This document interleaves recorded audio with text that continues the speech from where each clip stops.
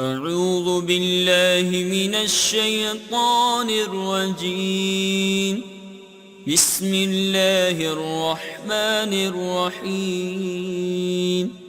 الحمد لله الذي أنزل على عبده الكتاب ولم يجعل له عوجا قيما لينذر بأسا شديدا من لدنه ويبشر المؤمنين الذين يعملون الصالحات أن لهم أجرا حسنا ماكثين فيه أبدا وينذر الذين قالوا اتخذ الله ولدا ما لهم به من علم ولا لآبائهم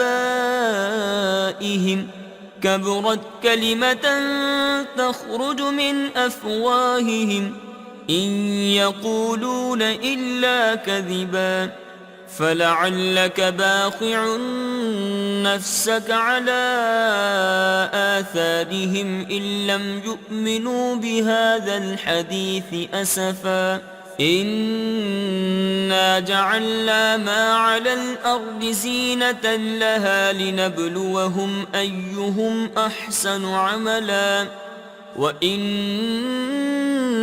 لجاعلون ما عليها صعيدا جرزا أم حسبت أن أصحاب الكهف والرقيم كانوا من آياتنا عجبا إذ أوى الفتية إلى الكهف فقالوا ربنا آتنا من لدنك رحمة وهيئ لنا من أمرنا رشدا فضربنا على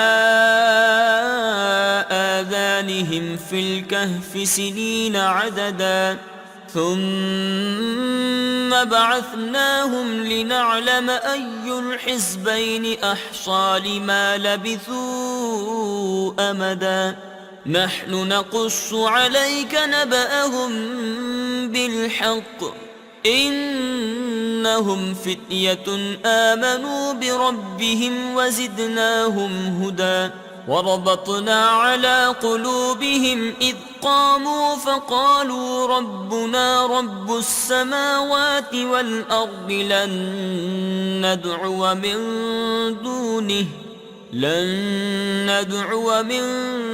دونه إلها لقد قلنا إذا شططا هؤلاء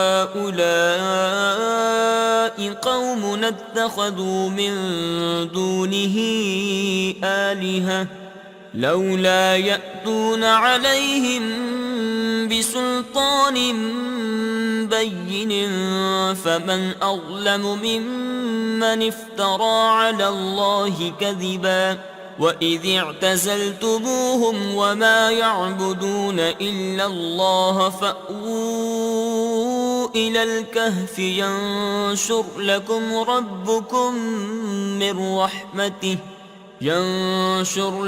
ربكم من رحمته ويهيئ لكم من أمركم مرفقا وترى الشمس إذا طلعت تزاور عن كهفهم ذات اليمين وإذا غربت تقرضهم ذات الشمال وهم في فجوة منه ذلك من آيات الله من يهد الله فهو المهتد ومن يضلل فلن تجد له وليا مرشدا وتحسبهم أيقاظا وهم رقود ونقلبهم ذات اليمين وذات الشمال وكلبهم باسط ذراعيه بالوصيد لو اطلعت عليهم لوليت منهم فرارا ولملئت منهم رعبا وكذلك بعثناهم ليتساءلوا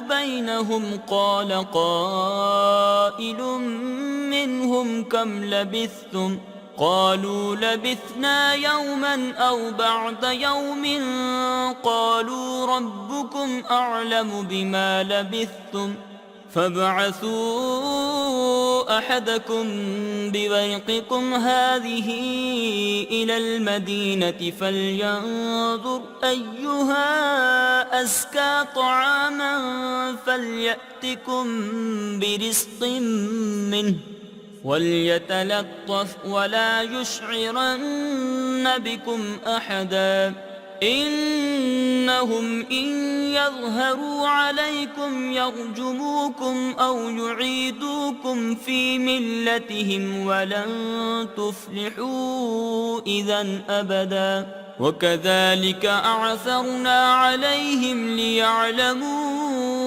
أن وعد الله حق وأن الساعة لا ريب فيها إذ يتنازعون بينهم أمرهم فقالوا ابنوا عليهم بنيانا ربهم أعلم بهم قال الذين غلبوا على أمرهم لنتخذن عليهم مسجدا سيقولون ثلاثة رابعهم كلبهم ويقولون خمسة سادسهم كلبهم رجما بالغيب ويقولون سبعة وثامنهم كلبهم قل ربي أعلم بعدتهم ما يعلمهم إلا قليل فلا تمار فيهم إلا مراء ظاهرا ولا تستفت فيهم منهم أحدا ولا تقولن لشيء إني فاعل ذلك غدا إلا أن يشاء الله واذكر ربك إذا نسيت وقل عسى أن يهديني ربي لأقرب من هذا رشدا ولبثوا في كهفهم 300 سنين وازدادوا 9 قل الله أعلم بما لبثوا له غيب السماوات والأرض أبصر به وأسمع ما لهم من دونه من ولي ولا يشرك في حكمه أحدا واتل ما أوحي إليك من كتاب ربك لا مبدل لكلماته ولن تجد من دونه ملتحدا واصبر نفسك مع الذين يدعون ربهم بالغداة والعشي يريدون وجهه ولا تعد عيناك عنهم تريد زينة الحياة الدنيا ولا تطع من أغفلنا قلبه عن ذكرنا واتبع هواه وكان أمره فرطا وقل الحق من ربكم فمن شاء فليؤمن ومن شاء فليكفر إنا أعتدنا للظالمين نارا أحاط بهم سرادقها وإن يستغيثوا يغاثوا بماء كالمهل يشوي الوجوه بئس الشراب وساءت مرتفقا إن الذين آمنوا وعملوا الصالحات إنا لا نضيع أجر من أحسن عملا أولئك لهم جنات عدن تجري من تحتهم الأنهار يحلون فيها من أساور من ذهب ويلبسون ثيابا خضرا من سندس خضرا من سندس وإستبرق متكئين فيها على الأرائك نعم الثواب وحسنت مرتفقا واضرب لهم مثلا الرجلين جعلنا لأحدهما جنتين من أعناب وحففناهما بنخل وجعلنا بينهما زرعا كلتا الجنتين آتت أكلها ولم تظلم منه شيئا وفجرنا خلالهما نهرا وكان له ثمر فقال لصاحبه وهو يحاوره أنا أكثر منك مالا وأعز نفرا ودخل جنته وهو ظالم لنفسه قال ما أظن أن تبيد هذه أبدا وما أظن الساعة قائمة ولئن رددت إلى ربي لأجدن خيرا منها منقلبا قال له صاحبه وهو يحاوره أكفرت بالذي خلقك من تراب ثم من نطفة ثم سواك رجلا لكن هو الله ربي ولا أشرك بربي أحدا ولولا إذ دخلت جنتك قلت ما شاء الله لا قوة إلا بالله إن ترني أنا أقل منك مالا وولدا فعسى ربي أن يؤتيني خيرا من جنتك ويرسل عليها حسبانا من السماء فتصبح صعيدا زلقا أو يصبح ماؤها غورا فلن تستطيع له طلبا وأحيط بثمره فأصبح يقلب كفيه على ما أنفق فيها وهي خاوية على عروشها ويقول يا ليتني لم أشرك بربي أحدا ولم تكن له فئة ينصرونه من دون الله وما كان منتصرا هنالك الولاية لله الحق هو خير ثوابا وخير عقبا واضرب لهم مثل الحياة الدنيا كماء أنزلناه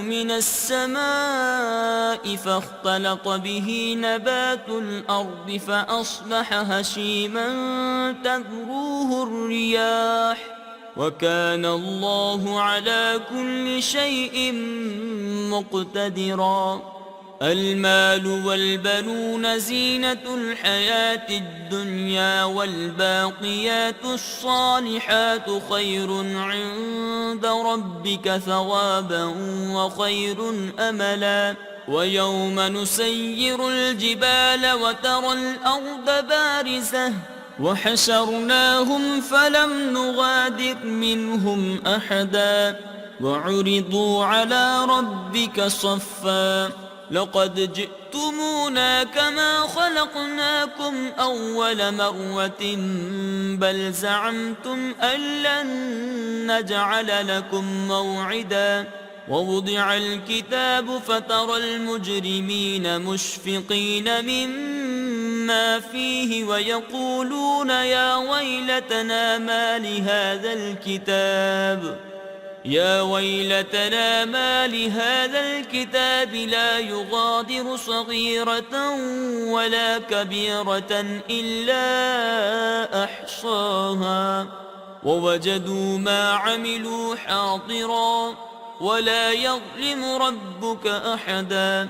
وإذ قلنا للملائكة اسجدوا لآدم فسجدوا إلا إبليس كان من الجن ففسق عن أمر ربه أفتتخذونه وذريته أولياء من دوني وهم لكم عدو بئس للظالمين بدلا.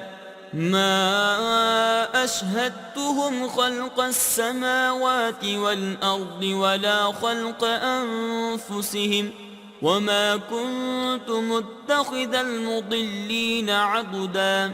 ويوم يقول نادوا شركائي الذين زعمتم فدعوهم فلم يستجيبوا لهم وجعلنا بينهم موبقا. ورأى المجرمون النار فظنوا أنهم مواقعوها ولم يجدوا عنها مصرفا. ولقد صرفنا في هذا القرآن للناس من كل مثل وكان الإنسان أكثر شيء جدلا. وما منع الناس أن يؤمنوا إذ جاءهم الهدى ويستغفروا ربهم إلا أن تأتيهم سنة الأولين أو يأتيهم العذاب قبلا. وما نرسل المرسلين إلا مبشرين ومنذرين ويجادل الذين كفروا بالباطل ليدحضوا به الحق واتخذوا آياتي وما أنذروا هزوا. ومن أظلم ممن ذكر بآيات ربه فأعرض عنها ونسي ما قدمت يداه إنا جعلنا على قلوبهم أكنة أن يفقهوه وفي آذانهم وقرا وإن تدعهم إلى الهدى فلن يهتدوا إذا أبدا. وربك الغفور ذو الرحمة لو يؤاخذهم بما كسبوا لعجل لهم العذاب بل لهم موعد لن يجدوا من دونه موئلا. وتلك القرى أهلكناهم لما ظلموا وجعلنا لمهلكهم موعدا. وإذ قال موسى لفتاه لا أبرح حتى أبلغ مجمع البحرين أو أمضي حقبا فلما بلغا مجمع بينهما نسيا حوتهما فاتخذ سبيله في البحر سربا. فلما جاوزا قال لفتاه آتنا غداءنا لقد لقينا من سفرنا هذا نصبا. قال أرأيت إذ أوينا إلى الصخرة فإني نسيت الحوت وما أنسانيه إلا الشيطان أن أذكره واتخذ سبيله في البحر عجبا.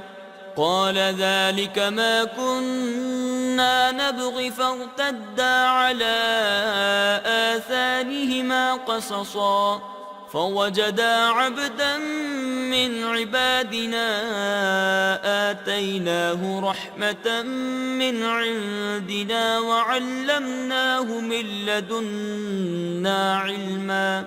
قال له موسى هل أتبعك على أن تعلمني مما علمت رشدا؟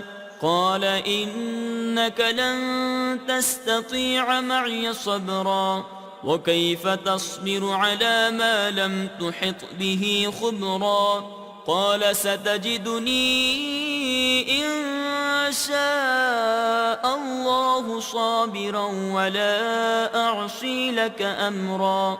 قال فإن اتبعتني فلا تسألني عن شيء حتى أحدث لك منه ذكرا. فانطلقا حتى إذا ركبا في السفينة خرقها قال أخرقتها لتغرق أهلها لقد جئت شيئا إمرا. قال ألم أقل إنك لن تستطيع معي صبرا؟ قال لا تؤاخذني بما نسيت ولا ترهقني من أمري عسرا.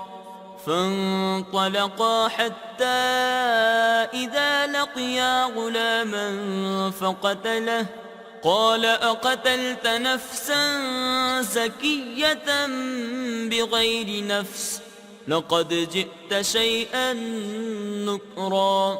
قال ألم أقل لك إنك لن تستطيع معي صبرا؟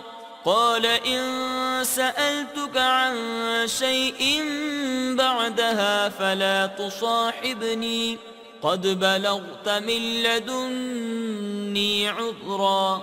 فانطلقا حتى إذا أتيا أهل قرية استطعما أهلها فأبوا أن يضيفوهما فوجدا فيها جدارا يريد أن ينقض فأقامه قال لو شئت لاتخذت عليه أجرا.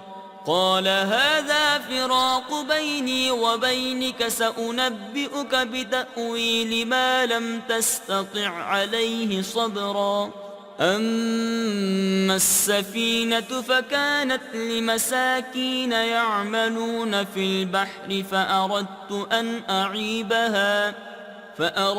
أن أعيبها وكان وراءهم ملك يأخذ كل سفينة غصبا. وأما الغلام فكان أبواه مؤمنين فخشينا أن يرهقهما طغيانا وكفرا فأردنا أن يبدلهما ربهما خيرا منه زكاة وأقرب رحما.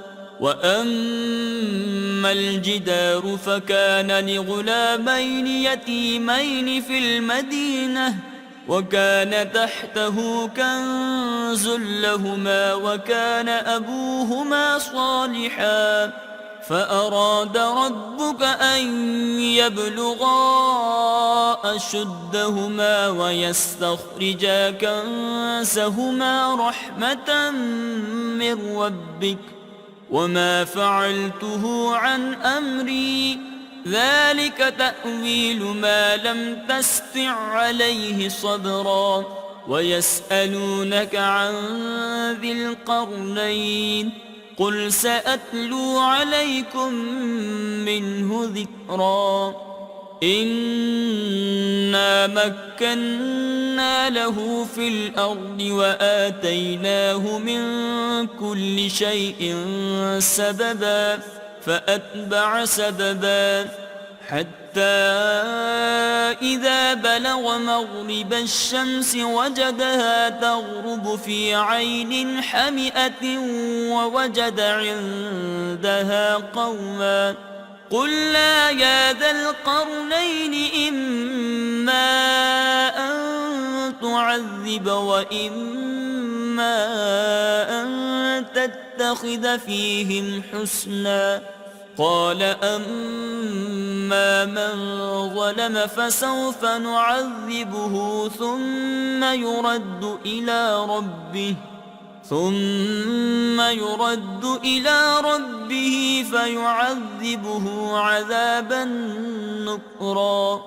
وأما من آمن وعمل صالحا فله جزاء الحسنى وسنقول له من أمرنا يسرا.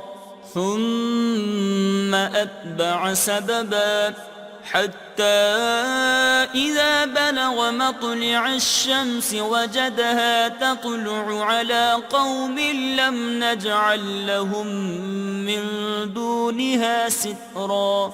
كذلك وقد أحطنا بما لديه خبرا.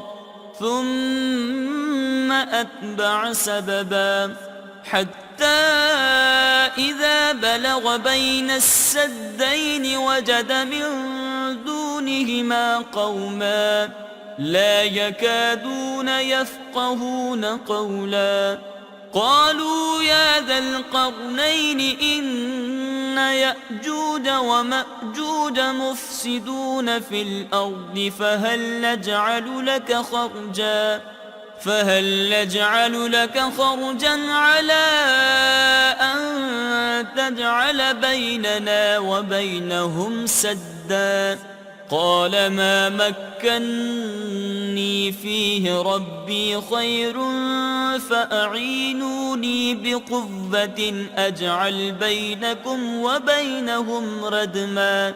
آتوني زبر الحديد حتى إذا ساوى بين الصدفين قال انفخوا حتى إذا جعله نارا قال آتوني أفرغ عليه قطرا. فما استطاعوا أن يظهروه وما استطاعوا له نقبا. قال هذا رحمة من ربي فإذا جاء وعد ربي جعله دكاء وكان وعد ربي حقا. وتركنا بعضهم يومئذ يموج في بعض ونفخ في الصور فجمعناهم جمعا. وعرضنا جهنم يومئذ للكافرين عرضا. الذين كانت أعينهم في غطاء عن ذكري وكانوا لا يستطيعون سمعا. أفحسب الذين كفروا أن يتخذوا عبادي من دوني أولياء إنا أعتدنا جهنم للكافرين نزلا. قل هل ننبئكم بالأخسرين أعمالا الذين ضل سعيهم في الحياة الدنيا وهم يحسبون أنهم يحسنون صنعا. أولئك الذين كفروا بآيات ربهم ولقائه فحبطت أعمالهم فلا نقيم لهم يوم القيامة وزنا. ذلك جزاؤهم جهنم بما كفروا واتخذوا آياتي ورسلي هزوا.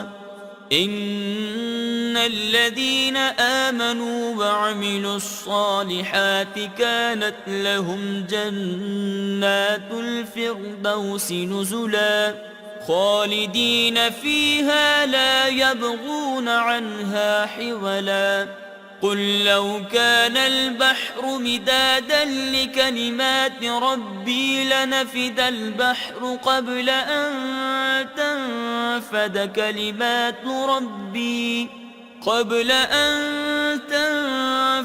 كلمات ربي ولو جئنا بمثله مددا قل إنما أنا بشر مثلكم يوحى إلي أنما إلهكم إله واحد فمن كان يرجو لقاء ربه فليعمل عملا صالحا ولا يشرك بعبادة ربه أحدا.